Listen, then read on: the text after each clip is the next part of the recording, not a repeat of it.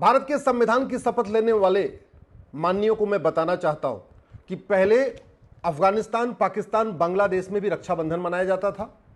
अफगानिस्तान, पाकिस्तान, बांग्लादेश में भी शिवरात्रि होती थी। अफगानिस्तान, पाकिस्तान, बांग्लादेश में भी मकर संक्रांति मनाई जाती थी। अफगानिस्तान, पाकिस्तान, बांग्लादेश में भी सूर्य की पूजा होती थी, चंद्रमा की पूजा होती थी, नदियों की पूजा होती थी, नदियों में लोग स्नान करते थे। अफगानिस्तान, पाकिस्तान, बांग्लादेश में भी हवन किया जाता था, नीम की, पीपल की पूजा होती थी, सनातन संस्कृति थी, सनातन धर्म का पालन होता था।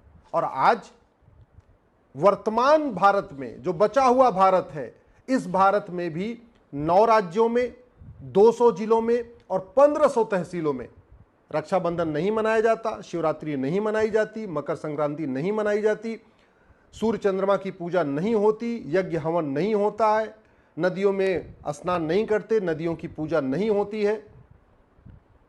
ये बहुत बड़ा खतरा है हमारे लिए। और सबसे बड़ी बात, आखिर क्या कारण है कि जहां पे 99% सनातनी रहते हैं, जिस गांव में, जिस मोहल्ले में 99% सनातन धर्म को मानने वाले हिंदू, जैन, बौद्ध, सिख रहते हैं, वहां 1% अगर कोई विदेशी पंथ को मानने वाला रहता है तो भी आराम से रहता है। लेकिन वहीं दूसरी तरफ जहां पे एक समुदाय विशेष 50% हो जाता है, जिस गांव में, जिस मोहल्ले में, वहां पे हिंदू, जैन, बौद्ध, सिख को पलायन करना पड़ता है। आखिर क्या कारण है कि जिस गांव मोहल्ले में 99% हिंदू, जैन, बौद्ध, सिख रहते हैं वो भी शांत रहता है, लेकिन जहां पे 50% भी समुदाय विशेष हो जाता है वो अशांत हो जाता है, संवेदनशील हो जाता है?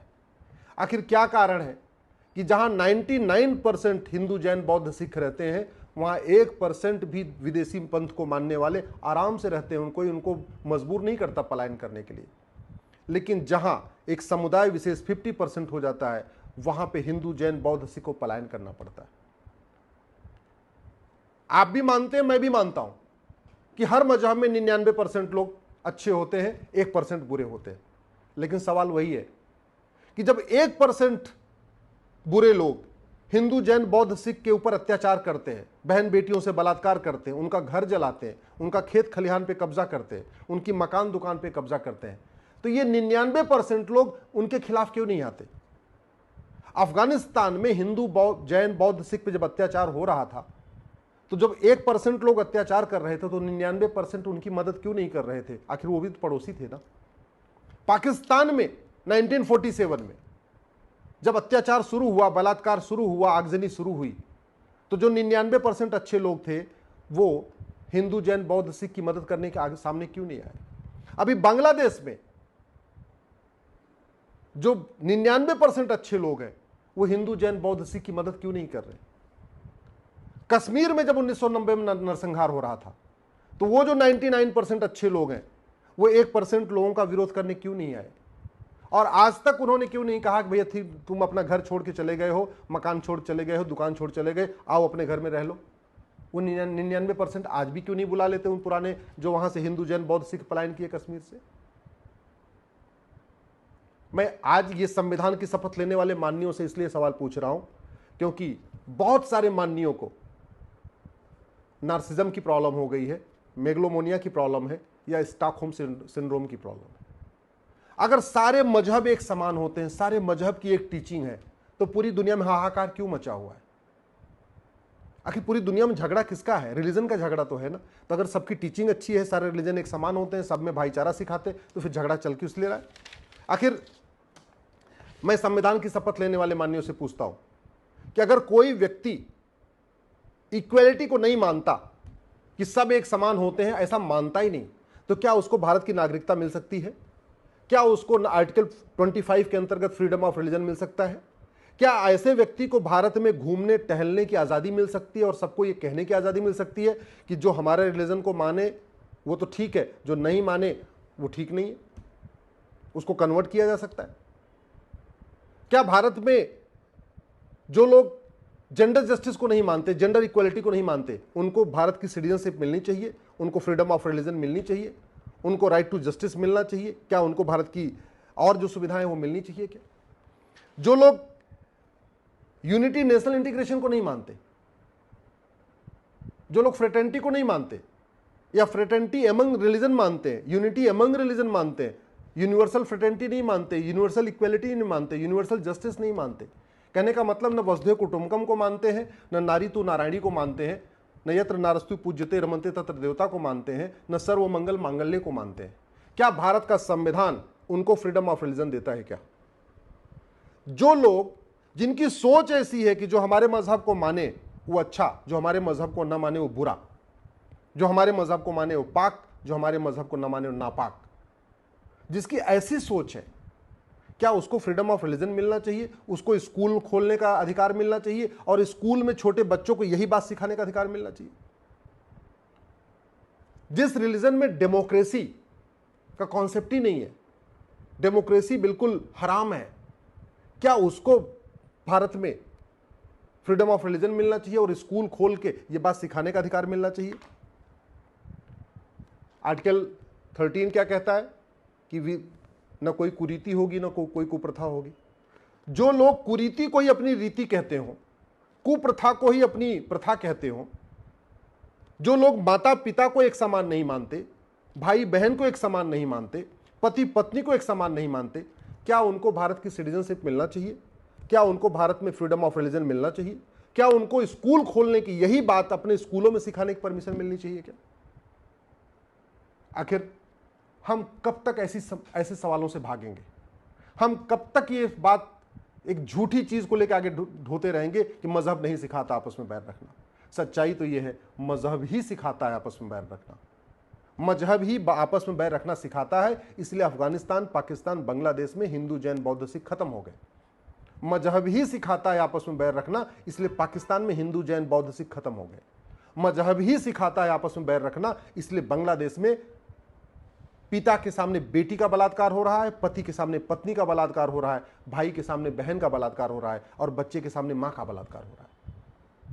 मजहब ही सिखाता है आपस में बैर रखना, इसीलिए कश्मीर में बहन बेटियों के साथ दिन दहाड़े बलात्कार हुआ था, उनकी हत्या हुई थी। मजहब ही सिखाता है आपस में बैर रखना, इसीलिए कश्मीर से पलायन हुआ था।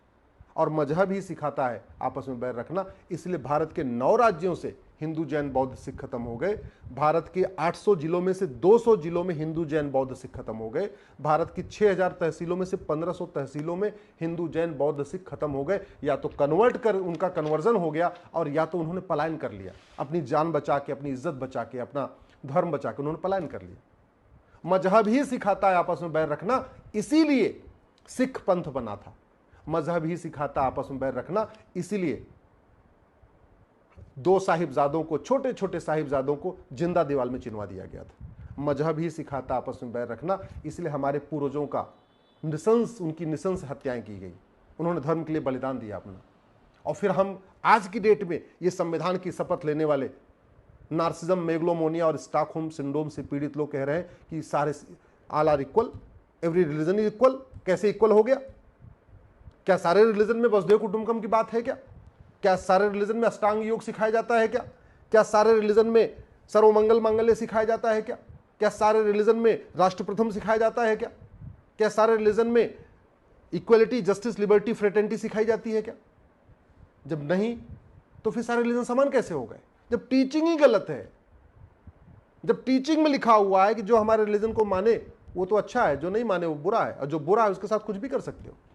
जहां रिलीजन में लिखा हुआ है, किताब में लिखा हुआ है कि जो आपको मानेगा वो तो जन्नत में जाएगा, जो नहीं मानेगा जहन्नुम में जाएगा, जो मानेगा वो हीवन में जाएगा, जो नहीं मानेगा हेल में जाएगा, तो फिर सारे समान कैसे हो सकते हैं?